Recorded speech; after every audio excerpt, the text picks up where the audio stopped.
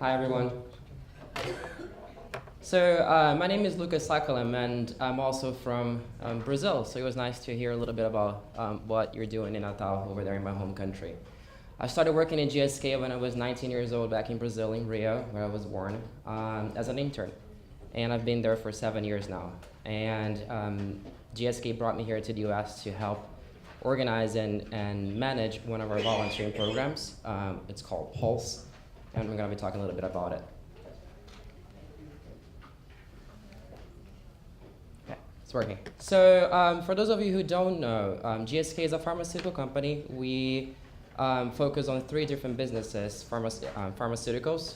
You might know some of our respiratory lines like Advair, Brio. We also focus on consumer healthcare products, so Sensodyne and Aquafresh, and vaccines.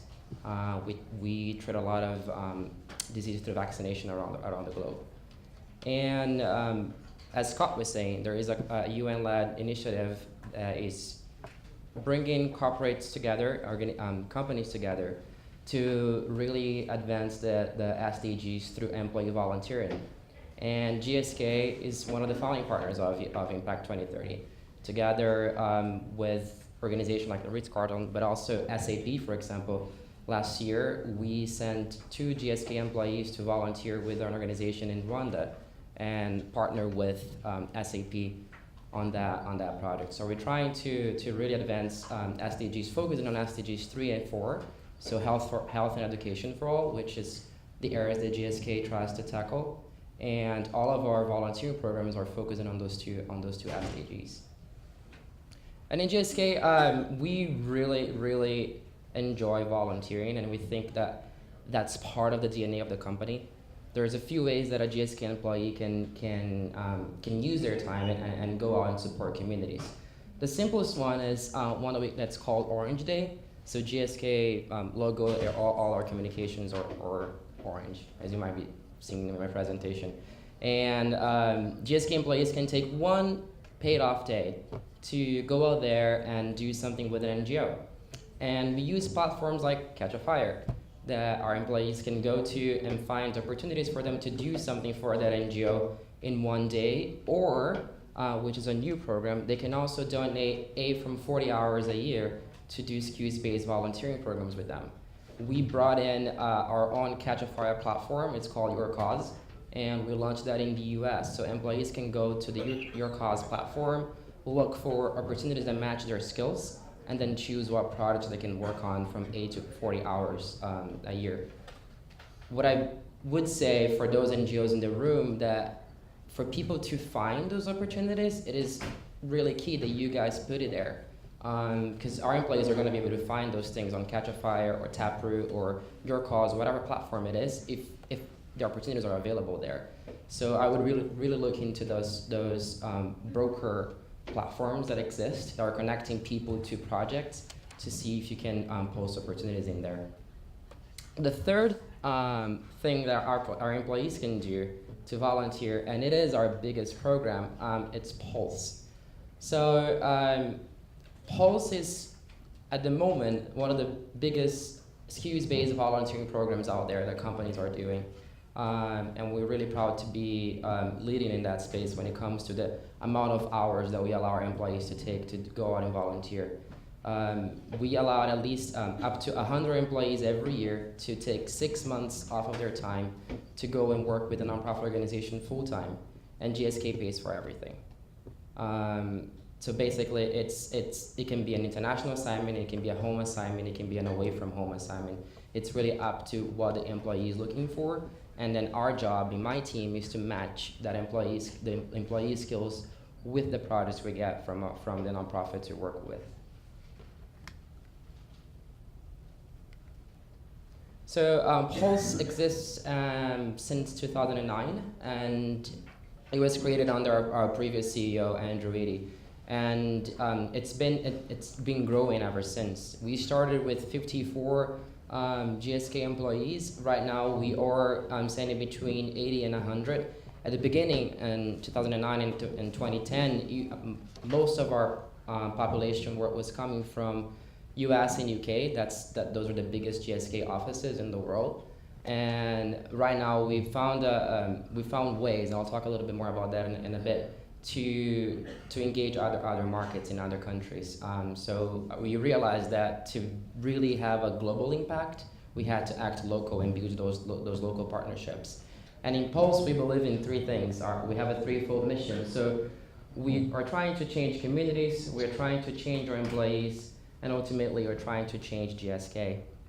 And you might be asking, why are we doing this? Why is GSK giving their employees to spend 6 months outside of their company and basically paying for everything and also losing an FTE for 6 months?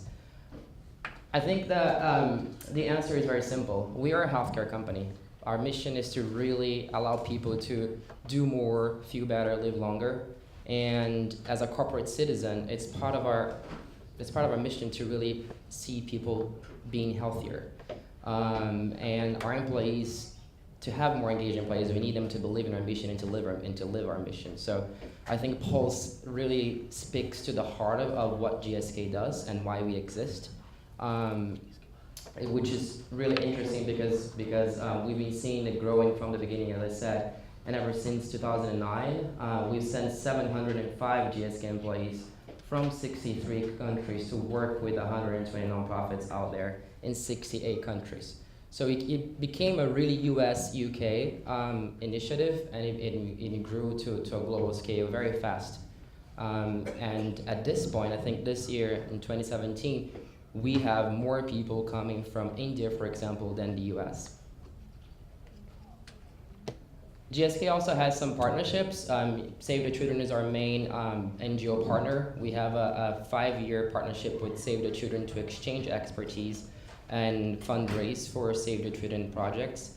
Since the beginning of Pulse, we sent 100 employees to work with Save the Children volunteers.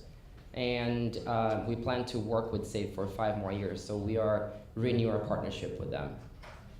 And as I was saying, we realized that in order to become more of a global program, we had to really work with our local offices. GSK has offices in more than 150 countries and more than 150 markets, and we decided to capitalize on that. And we partner with people in India, Latin America, Japan, and now we're starting to work with Belgium as well to allow more people to work with local nonprofits. Because at the beginning, people saw Pulse as a chance to not only work with an NGO, but also to do an international assignment. And it's a great one. You can come from the US and then work with Save the Children in the Philippines, for example, like I did last year for 6 months. Or, and sometimes even better for you, you can volunteer in your own community. And we realized that those who stay in their countries and work with a nonprofit organization that are from the city or their community they live, tend to stay connected with a nonprofit after the 6 months, and the work becomes more sustainable because it really touched them closer than it is if you go abroad, stay there for 6 months and then come back. It's easier to stay connected if it's part of your own community. So we're trying to really promote more home assignments. And by doing that, we worked with our teams in India and Latin America to find nonprofits in those countries that could host our employees. In Latin America, for example, there is a language barrier. A lot of people wanted to do Pulse, but they didn't speak English, and the whole Pulse team, as we call ourselves, we are based in the US and UK, so we all operate in English. So we found 2-3 people in Latin America that were willing to help us promote Pulse in the region and translate everything to Spanish and Portuguese, and also find local partners there. We went from a group of 3 to 4 volunteers from LATAM to 15 in a year. So it really showed us that acting locally creates more engagement in our employees. And in India, like I said, right now it's the second country with the biggest amount of volunteers for Pulse because of the India hub we have there. We have 17 Indian GSK employees working in nonprofits, and out of those 17, 13 of them are doing home assignments, so they're working in nonprofit organizations in India right now. Some of them are not just local India organizations, but global NGOs that have offices in India, like Save the Children, Leonard Cheshire Disability, and many others. And I guess the last thing I wanted to leave you with is that we really, as a company, we realized that the only way that we could do this, and we could promote this program globally and make it grow, was by connecting with leadership. If we think about some case studies we run out there, some markets that we haven't really been able to get a lot of traction on, is because maybe the leaders in those markets were not invested in this cause. And that happens. Not everyone sees these as their number one priority. Not everyone is going to let us go there and promote it, because it is taking people to stay out of their business for 6 months. So right now at GSK, in the Pulse team, our biggest challenge is to engage middle management. So those leaders that are in the middle management level that might fear that what happens to my team if I send my employee to work to stay away for 6 months and I can't backfill that employee. So that's our challenge at the moment, and that's what we're trying to tackle, to see Pulse growing in other markets beyond just India, LATAM, US, UK. And I think that was it for me. I would want to open to questions if someone has any questions in the room. Anything you want to know about? So we'll do that. You do that after? Okay. All right, sounds good. Thank you.